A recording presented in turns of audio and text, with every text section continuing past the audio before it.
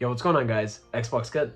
Welcome back to another video. Today's video, if you guys can't tell by the title of the video, I'm going to be doing a Kaiju number 8 first impressions video. Yeah, man, this is a fun read to do because, you know, if you guys have watched my last video, Sean and Caesar did gift this to me, the first 3 volumes for my birthday.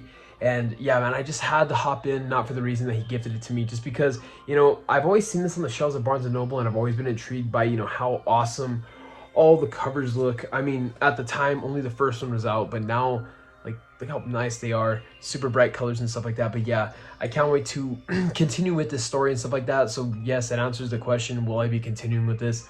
Yeah, it's really good, really funny. I did find myself chuckling at a few times, like a genuine few chuckles. The main character, Kafka, is a great character. I like the way it's different to where he's not, you know, young. He's not a teenager. He's literally 32 years old, trying to chase his dreams still. His motivation is kind of weird, but it's because him and his childhood friend, which is a girl, or his little sister, I'm not too sure what it is, they both wanted to join the defense force of Tokyo, which defends Tokyo from these kaijus. Kaijus are big monsters that come and terrorize Tokyo. And yeah, they basically go separate ways. The girl goes and becomes a very known soldier in the defense force, while Kafka doesn't. He becomes a cleaner for the kaiju forces and stuff like that. So he definitely says in the manga, it shouldn't have become this way. It definitely didn't. I didn't mean for it to turn out this way and stuff like that. So his motivation is definitely driven towards her, and you know, I'm not too mad about that. I actually like that.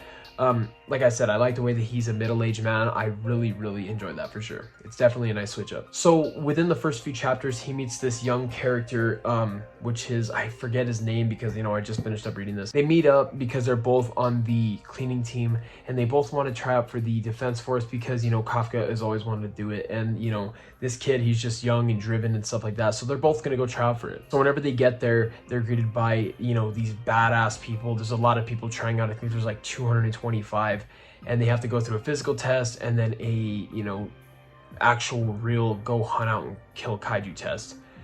So I'm kind of zooming to the story, honestly, but I mean, there's not much to go through within this first volume. It's just action packed. It's really cool. And the way Kafka gets his kaiju powers is really cool as well. I'm not too sure if I want to spoil it in this video, but honestly, I think I'm going to, because this volume has been out for a very long time, and I think the series is actually complete on Viz Media as well. So yeah, Kafka is laying there. He's asleep with the kid. They're, you know, in 2 separate beds and stuff like that. They're getting ready for the next day, which is their big day for the training corps and stuff like that. And this kaiju just enters Kafka's mouth, and it literally turns him into this. And all of a sudden the police, you know, go around him, and then, you know, Kafka gets away, and he becomes Kaiju number 8 because he's the 8th known kaiju to get away from them that they haven't killed. Yeah, pretty interesting story. I really enjoy it. You know, this definitely did leave off on a cliffhanger, so I can't wait to read the second one. Yo, shout out to Sean and Caesar, because this was such a hype read and I really enjoyed it. It definitely reminds me of, you know, of a One Punch Man because of the comedy, for sure. Kafka is definitely very funny and stuff like that. Also, in the action, it reminds me of One Punch Man a lot because, you know, the 2-page one panel pictures are just very One Punch Man-esque, and I love it. I'm not like I'm not throwing it shade for it being like something else. I think it's awesome. I think it's kind of doing its own thing. I have heard comparisons of people comparing this to Attack on Titan, with the way, you know, Kafka becomes the kaiju and, you know, Eren becomes the Titan.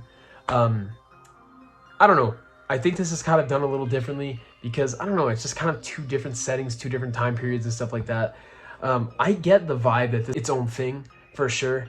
But I do definitely enjoy it. I do like Attack on Titan 2 as well. But, you know, this is definitely a cool read. Will I continue collecting this? Absolutely. You know, the spines look absolutely amazing on my shelf. You know, they're super colorful. Shout out to Sean and Caesar once again. I can't wait to continue reading this. But right now, I would give the first volume probably a good 8 out of 10. I would say maybe a 7.5. Yeah, I really enjoyed it. But like I was saying, guys, this has been my first impressions of Kaiju number 8. Thank you guys so much for watching. It's been Xbox Gut. Later, guys.